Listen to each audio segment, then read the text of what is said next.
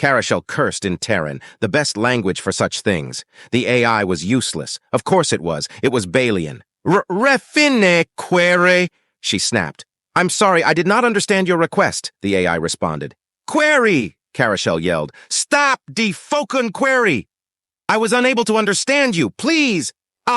Fucking fuck, she yelled as she slammed the cord back into her aching neural port. Hash at 3KD QWERTY. Unrecognizable command. Please rephrase. Carell started to laugh as she slumped against her desk. No wonder the AI couldn't understand. Her brain was fried. It was over. Dripping more slime than ever, she started to laugh and sob. Oh, creators, she silently prayed, turning her eye stalks skyward. I know I'm an atheist and I haven't prayed in years, but please, please help me. I don't know what to do and I'm running out of time. Silence. Carell started to get unreasonably angry. Fucking Pete for spit, she yelled at the ceiling. We are stuck in the shit and it's her fault. We didn't ask for this. We didn't deserve this. Fuck you. She started to twitch as the frustration and rage built. Rah! She bubbled as she struck her desktop, knocking it off the desk. It hit the ground with a crunch, and everything went dead. She shrieked and pulled the cord from her neural socket as she was punished yet again. She slumped onto the slimy floor of her apartment as it started to ripple and shift around her. Fiend, she bubbled. F you won't help. She turned her eye stalks downward. Devourer of souls, hear my plea, she prayed with every fiber of her fading consciousness. Took you long enough, a pleasant voice replied. What? She bubbled as she wearily raised an eye stalk and started in shock. Lounging nearby was something from a nightmare, a horrific combination of Belial and parasite with oily black skin and a gaping round maw ringed with hook-like teeth. She scooted back in terror. So what do you want? The horror asked. What is happening? She gasped. What she actually gasped was anyone's guess, but that's what she meant to say. Either your abused mind has finally snapped all the way, the Devourer of Souls replied, scratching its back with a long, piercing, barbed tongue, or you have actually summoned the Balian devil. Considering all of the other freaky bullshit going on in the galaxy at the moment, it's really anyone's guess. Other? Don't worry about it. Yet, the fiend replied, warping its gaping maw into a smile of sorts. Either way, we have a little time to kill before you're either saved or you drown in your own slime, so... It smiled further, not a terribly appetizing sight regardless of your species. Why did you summon me? Carell, consumed by confusion and terror, backed against the wall, knocking over a small table. Please tell me you aren't trying to cast a love spell again, the Devourer said with a bubbly snort. Oh, and you are welcome, by the way. If I had granted you that wish, you'd be answering phones in his father's vehicle dealership right now, a dealership that will be given to his younger sister, by the way. Despite her confusion and declining mental state, Carell twitched in embarrassment. Adolescence had been a particularly awkward time for her. The room heaved slightly. I didn't do that, the Devourer said in a matter-of-fact tone. That's all you, so if you have anything to ask, you'd better hurry. What? Carell finally managed to stammer. Ugh, the Devourer said, flicking the stubby eye stalks that ringed its maw in annoyance. Fine, we do this the hard way. It shot its long, slimy, barbed tongue out like a lance, skewering Carell's anterior end. Carell screamed and rolled backward, her tendrils passing through the phantasmal tongue. Oh, by the Marsh Guardians, it muttered as it withdrew its tongue. You can't be serious. You want to take on this Federation thing? Yes. Are you really that stupid? The demon snickered. Why is a Belial? Yes, I know I'm just a pathetic Belial, Carell snapped, finally getting a hold of herself, but I have to do something. The Federation is... She was cut off by a hearty laugh. Don't project your insecurities on me, the Devourer of Souls bubbled, dripping caustic slime onto the floor. I wasn't saying that you were just a pathetic Belial. I was asking why in the black and fetid bog, a Belial who wanted to bring down anyone or anything would waste its time studying these pathetic humans and their tepid propaganda. What do you mean? The monster looked at her carefully. You honestly don't have a clue, do you? It asked. About what? Carell asked as the room lurched. She didn't feel so good. "I don't have time for this," the Devourer said.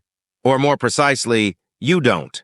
In just a few minutes, your funny-looking friend will burst through that door and rescue you." "Caw!" she thought in alarm. "Yes, him!" the Devourer of Souls replied. "Whatever you did when you were playing with that box over there," it said as it gestured towards her damaged desktop, "showed up on his box and he is already flying? This way in yet another box. What is it with you people in boxes these days? Oh no, he knows everything." "That he does, but don't worry, he thinks it's cute," the demon sneered, as if a stupid little Belial could ever be a real threat. Black anger started to overwhelm Carell's discomfort. Of course he wouldn't become her enemy. That would be giving her far too much credit. The almighty Caw would never consider her a real threat. Because she wasn't. She never would be. Unless she glared at the demon in her apartment. "You know," she frothed in her rage. "You know something, don't you?" "Sure do," it smiled. "Tell me. No, tell me, you son of a bitch!" The Devourer of Souls recoiled slightly and smiled. "Too late," he replied. "Your friend is already here. He and the ambassador will be here shortly, and that will be the end of it. And your career." She started in alarm. "While these XX are inclined to laugh all of this off, the ambassador certainly is not," the demon sneered. "It's over for you." Carell's eye stalk swiveled over towards the window. "Nice thought," the demon replied. "But your friend has something with him. Yet another box that will allow him to see you even in the darkness of night, or more precisely your—" The demon laughed. "Now that might actually work," it said in an amused tone. "What has Counselor Carell done?" the ambassador asked in alarm as it struggled to keep up with Caw. "Oh, nothing of note," Caw replied diplomatically. "I just have reason to suspect that she is dangerously exhausted and in need of immediate medical intervention."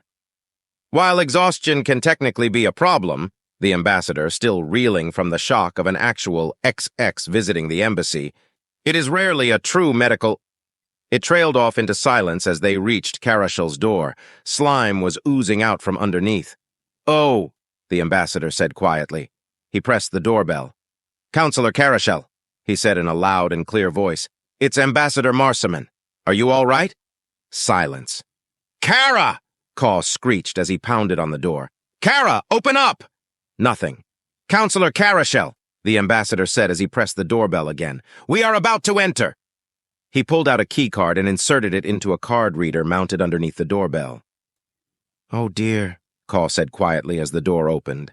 The apartment was in disarray, furniture knocked over, her desktop wrecked, puddles of slime everywhere, and no Carell. "This isn't good," the ambassador said after a few moments of silence. "Glad you clarified that for me," Caw growled as they surveyed the scene. His crest twitched as he spotted an open bottle of pills. He started to move to conceal them, but before he could reach them, the ambassador saw them as well and undulated over towards the bottle. He shook out a couple onto the desktop and groaned. 5 threes, he muttered. "What are those?" Caw asked as he pulled out a scanner. "Oh, nothing," the ambassador said smoothly. "Just some dietary supplements. Thank you for your concern, Counselor, but this is now an intern." "Ambassador," Caw said smoothly, "while I have gotten to know Balian body language pretty well, I don't need that to know you are lying." "Thank you for your concern, Counselor," the ambassador said stiffly, "but this is an internal matter, and we will handle things from here." "When I said that Carell had done nothing of note," Caw smiled, revealing his many razor-sharp teeth, "it could very easily become noteworthy, something that you definitely do not want. Now tell me what those pills are." The ambassador sighed. 5 threes are they are a drug?"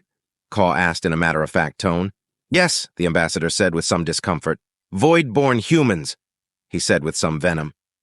Not that I approve of what has happened to them. I don't. Even they don't. It's quite possible to object to their treatment and absolutely loathe the fuckers," Caw said with a smile. The ambassador sighed in relief and bobbed his eye stalks in agreement.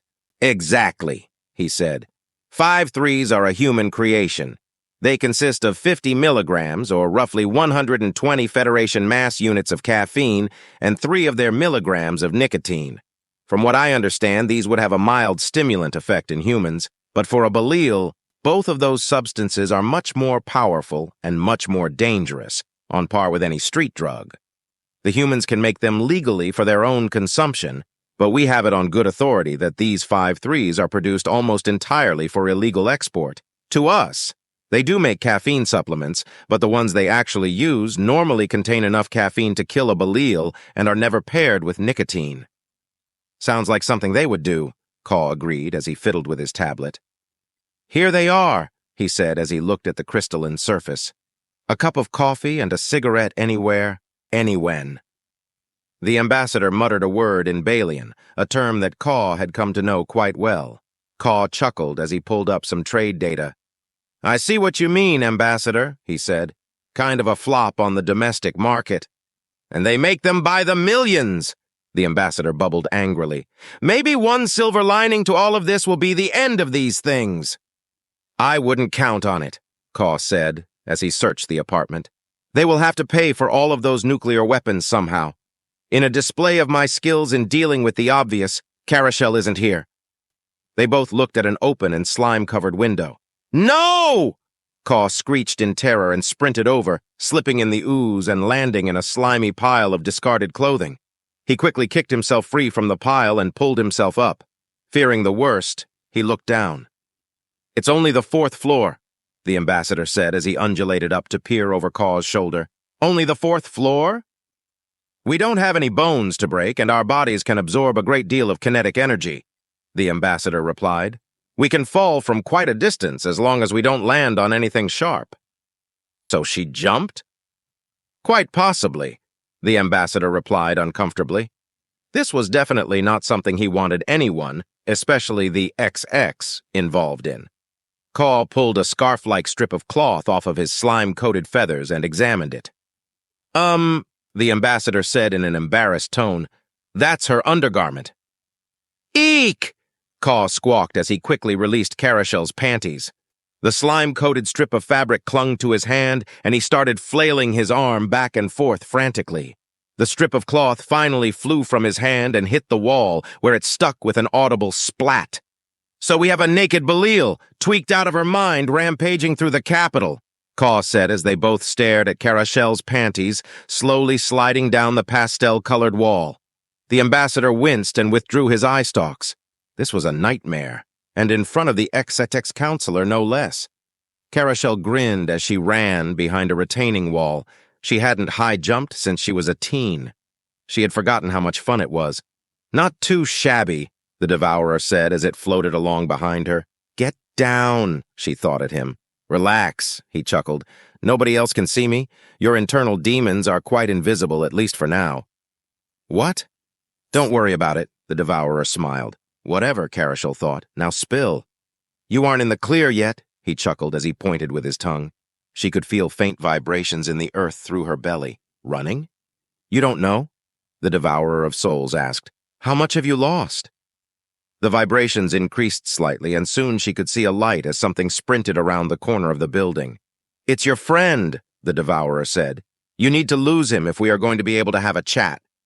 How? She thought helplessly as she watched him reach the spot under her window. He was impossibly fast. Quite the puzzle, the Devourer responded. Might want to hurry up. That guy is a lot faster than we were. Oh, look, he said brightly. He's pulling out a box thingy. A scanner, Carell thought in alarm. Is that like a foot tongue? Can he track you? It's about 1,000,000 times better than my foot. Well, your breakfast then, the Devourer replied. Too bad I was looking forward to that chat. Carell's mind raced faster and faster. That won't work, the Devourer said. What won't? You can't think faster than he or that box thing, he said. You have to think slower. What? Try it. Carell, with great effort, closed her eyes, took a deep breath, and exhaled. Your fast brain, never particularly fantastic, is quite gone, the Devourer said in an avuncular tone. Your slow brain, however, is just fine. Use it. My slow brain? Just stop thinking and think. What the fuck? Shh, no words. Just think. Carell tried to do just that, but it was nearly impossible. She kept thinking about how angry Caw would be with her, and how much trouble she was likely in, and how he had a scanner, and how there was no way he wouldn't be able to simply follow the trail she was undoubtedly still leaving. She wasn't sliming that much anymore. However, she was still coated with the stuff. Now the ambassador would be emailing home about all of this if he wasn't already, and how disappointed her parents, no, her whole hometown, would be when she retires in disgrace over all of this, and not very good at this, are you? Fuck off. Don't worry, the Devourer of Souls snickered. Once they catch you, I'll do just that. Now try again. Stop thinking and think. Stop thinking and think, Carell grumbled to herself. He sounds like one of those crazy old marsh hermits. She took a deep breath and closed her eyes. She could feel Caw stomping around, and now there was a very faint rustle as something was sliding through the grass, no multiple somethings. "Counselor!" Ambassador Marsamon said in a very uncomfortable manner. "I appreciate your concern, but this really is—" "Do you have a scanner as good as mine?" Caw asked. "Well, no, but do you want to find Kara before someone else does?" "Of course," the ambassador exclaimed. "But her safety and well-being are our primary concern, of course." "Of course," Caw replied in that condescending tone he used when he really wasn't buying it. "Then you definitely want me involved. Kara is a close personal friend of mine, and her safety and reputation are a concern of mine as well.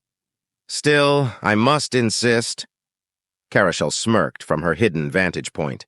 The ambassador was a good guy, deep down, but he is probably sliming himself thinking of the potential fallout. She couldn't really fault him for that. Thinking was beginning to hurt. She just wanted to retract her eyes and— her thoughts faded out. Nothingness. She wasn't unconscious, though she should be. She was just still.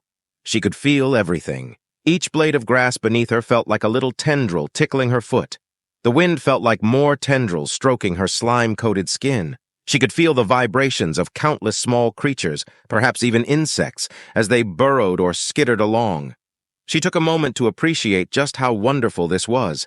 No worry, no fear, no anger, just her, the earth beneath her foot, the wind on her skin, the almost silent sounds of the river as it flowed slowly along. The river, she thought as her brain snapped back online. It moved considerably faster than she did, and without clothes, she was just a bag of water and protein which would swell considerably when submerged, further spreading out her signature. That might just work. Carell darted out from her hiding place and melted into the shadows as her fast brain, fatigued well past the breaking point, shut down again. "Don't worry," Caw said cheerfully to the fretting ambassador as they walked through the embassy grounds with his scanner held out in front of him. "As I said, Kara is a friend of mine, and I will definitely keep this to myself. As far as our opinion of the Belil goes, this only further increases my opinion of you." "It does?" the ambassador asked in shocked disbelief. "Definitely," Caw replied, nearly chirping. "Kara is one of the only beings that has embraced the acquisition of knowledge to the point of Zvakhin, and what a Zvakhin this has turned out to be. This disgraceful incident improves your opinion of her?" "By tenfold," Caw replied. "Don't tell her that, though." Caw looked down at his scanner. "We are getting close," he said. "Kara, come on out, it's okay, you aren't in trouble," Caw exclaimed as he scanned the underbrush. He turned to the ambassador with annoyance. "Why do you keep your grounds in such a state?" We like our gardens natural as possible," he replied. "The thick vegetation also provides a natural refuge for many native—" The ambassador and Caw stopped as the trail disappeared into the river. Caw saw the molecular signature he was following spread out once it hit the water, with more and more of the entire river glowing on his display. "Fuck," he said quietly. "This is bad," the ambassador exclaimed. "Oh, creators! This is really, really bad!" Carell's fast brain slowly regained consciousness. She was wet, and there was water flowing all around her. She had made it. Carell smiled to herself as she floated just below the river's surface. "Not bad," the Devourer smiled as he watched her mucus raft slowly dissolve. "I knew you had it in you. Now talk." "Okay," he replied. "What do you want to talk about?" When you said that you were surprised that a Belial who wanted to bring down anyone or anything would study the humans, what did you mean? The Devourer of Souls twisted his visage into a wry smile. With all of this sense of urgency that you have, he said, why did you waste precious hours looking at human mythology? Because myths and old verbal legends are often based on truth, I thought that perhaps something could be gleaned from them, and because they are fun. Pretty astute observation, he replied. If that is the case for these humans you idolize, wouldn't it be the case with other species as well? Species like your own? Which myth are you? Oh, Carell thought as a realization struck her. You are talking about yourself, aren't you? The Devourer smiled. Whatever injustices the Belial have faced at the hands of this Federation pale before the indignity of being made extinct by your own fucking livestock, I'll tell you that for nothing. You actually existed? Yes. Me and the rest of the demonic host, the true masters of your world, did indeed live and breathe once before we were all utterly wiped out by the pathetic Belial, he chuckled. It came as quite the shock. And we actually were your slaves and food? Yup, the Devourer replied in a matter-of-fact tone, and quite tasty little slaves you were, until you utterly destroyed us, that is. The Devourer smiled. The Belial have been here before, and last time they didn't just effect meaningful change. They caused the extinction of several species, not just us, but any predator that made the mistake of dining upon them. The Devourer suddenly turned into a huge, finned, squid-like cephalopod. These guys, too. He then turned into a giant, slithering gastropodal snake with a rasp-like maw. And these. He returned to his normal form. And all of us had some form of at least rudimentary intelligence. They weren't as smart as us, but they weren't simple animals either. And one by one we all fell before you, little pathetic morsels. He laughed bitterly. We didn't even have a fucking chance. Within 1 generation our backs were broken, and within 3 we were no more, killed to the last hatchling.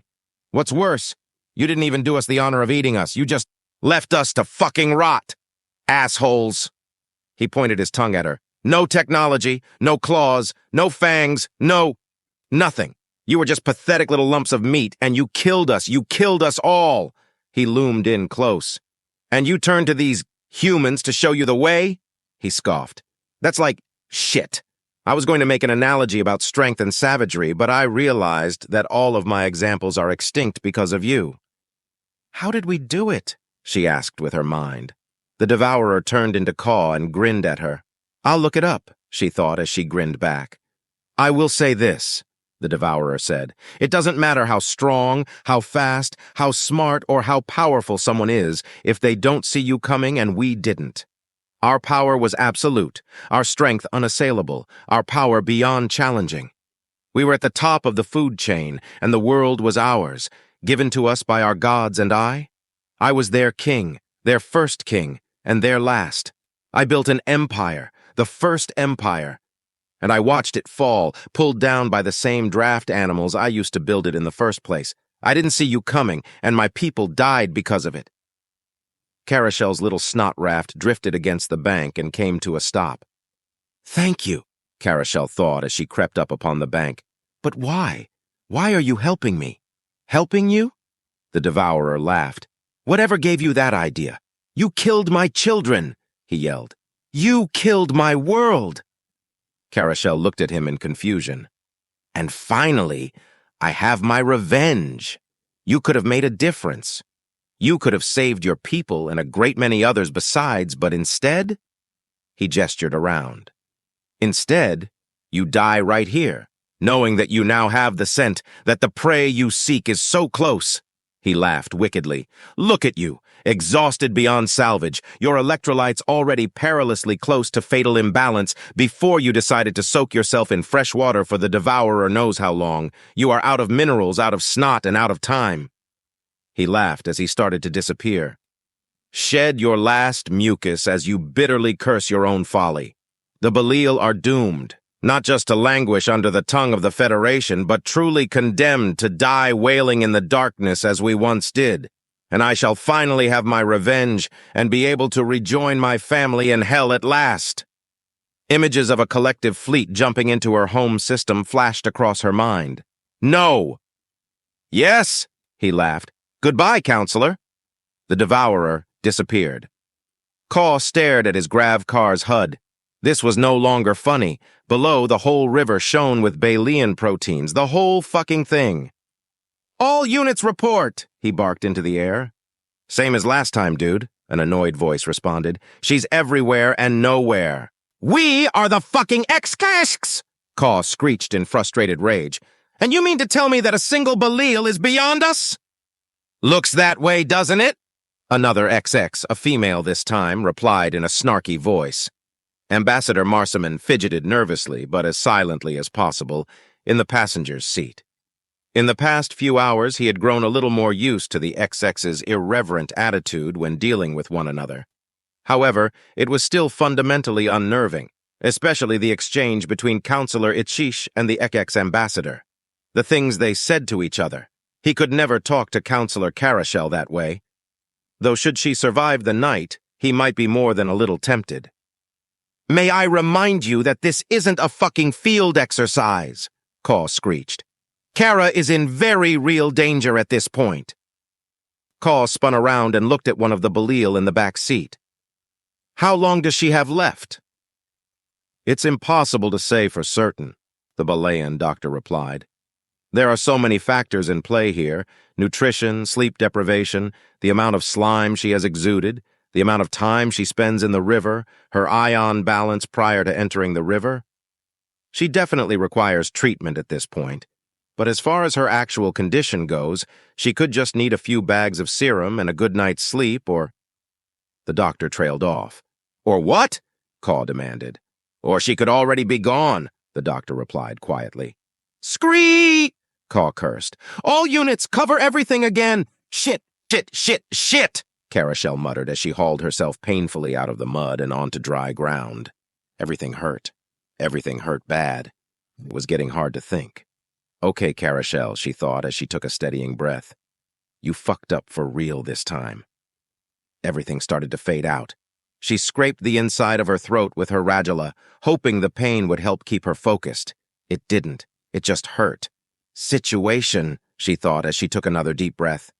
We are in the middle of fucking nowhere, well outside of the city, exhausted, slime-starved, and our electrolytic balance is beyond fucked. We need serum now. She knew that if she didn't get serum or something like it before she passed out, that was it. Game over. Thanks for playing. It didn't sound that bad. She would just go to sleep and the pain would be over. She started to slump, her muscles beginning to fail. No! She continued to haul herself along a narrow path winding up the bank and into the giant mushrooms. No, they weren't mushrooms. They were trees, tall plants with permanent polysaccharide spines or trunks. They were so pretty, the way they gently swayed in the starlight. So soothing. No, she was getting off track. Focus. What that asshole called her fast brain wouldn't last much longer. What was serum? It was a mineral-rich proteinous aqueous solution consisting of a wide variety of amino acids and was high in magnesium, calcium, potassium. She shook herself. She was getting lost in the details. How did you get it? You bought it at the store, she thought, as she spared the energy for a little derisive snort. Brilliant, Carell. In the old days, they would brew something called slake out of various plants, fungi, and shellfish that served the same purpose. All she needed was a dozen different plants and fungi only present on her homeworld, 20 pounds of shellfish, a large pot, a roaring fire, and a whole day to boil it. She weakly snorted again. Yep, she thought weakly as she started to slump again. I'm fucked. Despite her best efforts, her consciousness started to slip again, but this time, she didn't fully black out. Once again, she found herself in that magical zone she had experienced in the embassy's garden. She sighed in contentment as her muscles fully let go. At least there was this final mercy before the end. She could feel so much. She could feel each individual leaf as if it were made of crystal beneath her. She could feel the gentle breeze as it soothed her drying back. She could feel the gentle groaning of the giant plants around her as their roots shifted ever so slightly in the earth. She could feel the individual indentations that hardened footparts or hooves left in the trail beneath her as the forest create. Blood! Her failing mind screamed. Blood is serum! Then everything faded completely. The green stag strolled along the forest path, its muscles rippling underneath its taut skin, pausing to paw at the ground, unearthing the sweet rhizomes of a wide-leafed plant valued for its decorative qualities across the Federation. The quadruped didn't care about how it looked as it munched happily. It had been a good season, and it had grown large and strong, 1.7 meters at the shoulder, and had several successful matings thus far. And the scars from the battles that earned him that right. A rustling in the leaves made it crouch and raise its head, ready to run or fight. It sniffed the air. There wasn't the strange, cloying scent of the feathered, screeching killers with their glowing lights that burned and killed, nor was there the more natural musk of the two-legged ones who made thunder and smelled of fire or the furred ones. It was the furred ones that frightened him the most with their silent, flying teeth. It wasn't any of them or the other less concerning strange killers that would sometimes stalk these woods. It was just a little leaf digger. He snorted at it, and the digger fled. He didn't have to, but he was embarrassed at his fear. Besides, those roots were his. The digger would have to find their own. He ate his fill and decided that it was a good time to get water. He had smelled a female near where this trail ended at the water, and based on the age of the markings, she might be there now, or perhaps he could get a fresher trail. He strode down the trail, scanning for any danger. There was none. The gentle slope became steeper as he approached the wide, flowing water at the trail's end. Suddenly, he started to slip. He tried to back away, but his hooves kept slipping, one after another. He started to slide down the slope slowly at first, but he kept sliding faster each second. Soon he was desperately scrabbling for any purchase on the hard-packed, slimy dirt. With a panicked bellow, he fell. Flailing wildly, he slid ever faster towards the bottom, his legs coated in a strange, slimy stuff he had never seen before. Finally, he slid into a lump of leaves and dirt at the bottom. Still scrambling, he tried to clamber onto the mound. The mound shifted in a strange fashion. Was it a log? Suddenly, the mound was on top of him. That was odd. No, the mound was moving. Bellowing with fear and anger, the creature tried to struggle but couldn't get up, only thrash beneath this strange, sticky thing. It tried to bring its wickedly sharp horn to bear, but the mound had already flowed onto its head, pressing it down into a slimy puddle. There was something sticky and wet covering it now. It was getting into his nose, his mouth. He couldn't breathe. He was one of the strongest creatures in the forest, but the harder he fought, the deeper he sank into the strange, slimy, sticky, soft earth beneath him. He couldn't breathe. His thrashing became weaker and weaker until it stopped altogether. Good! The mound bubbled as it pressed its mouth against the creature's still warm neck.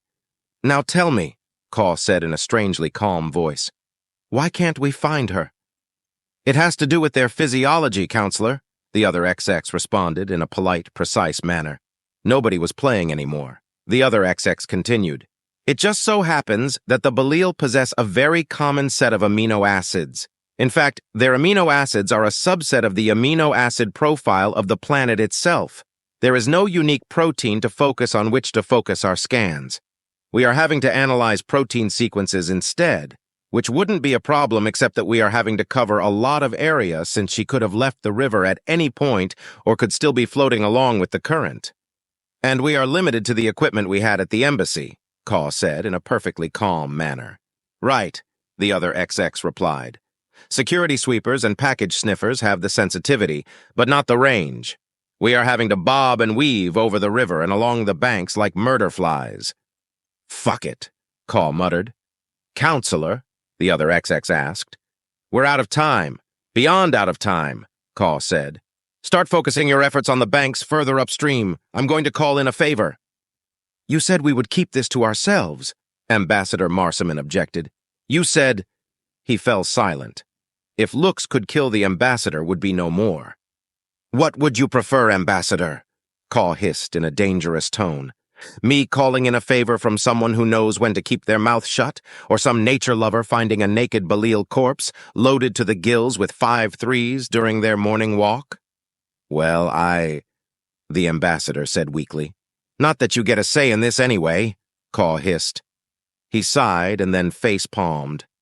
Get me in touch with the Dark Sea's mysteries, he said between his feathered fingers. A Kalant wearing what appeared to be a thin body stocking appeared on his HUD. What do you want, XX?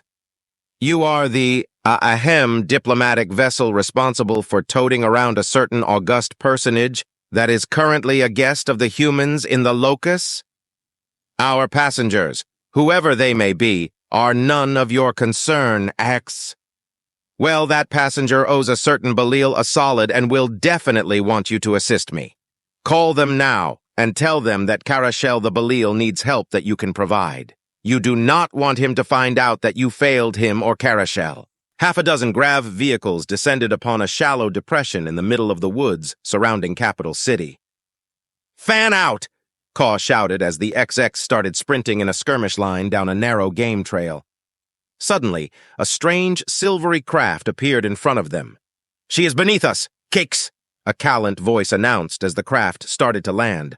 Caw ran headlong down the path and promptly went head over heels as a patch of what appeared to be normal ground dissolved into a slimy mess.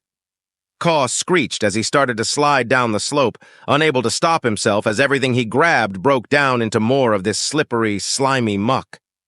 Coated head to toe in a mixture of mud and slime, Caw finally came to rest against a small mound of dirt and leaves. It was really soft, and it grunted as it rolled over on top of him. More!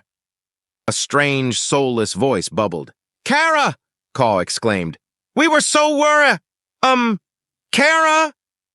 Caw started to try to extricate himself from underneath his friend, only to find that the underside of a Belial's foot can be quite grippy. Kara! Kara! Kara! Caw screeched. As Carell slowly flowed over his body, Caw turned his head to the side and found himself looking right into the wide-open eyes of a magnificent green stag, a dead magnificent green stag with a hole bored deep into its throat. He suddenly realized what more meant. Oh, shit. Kara! He squawked as Carell continued to flow up his body. Carell! Counselor Carell! Caw! A female Eka security officer asked in an uncertain voice as she raised her weapon. Forgive me, Kara, Caw said quietly. 25% stun. Fire! He shouted. Carell convulsed once, her eyes shooting out like party noisemakers before collapsing. If you love engaging stories like this, make sure to like, subscribe, and turn on notifications to stay updated with all the latest episodes from Fystories.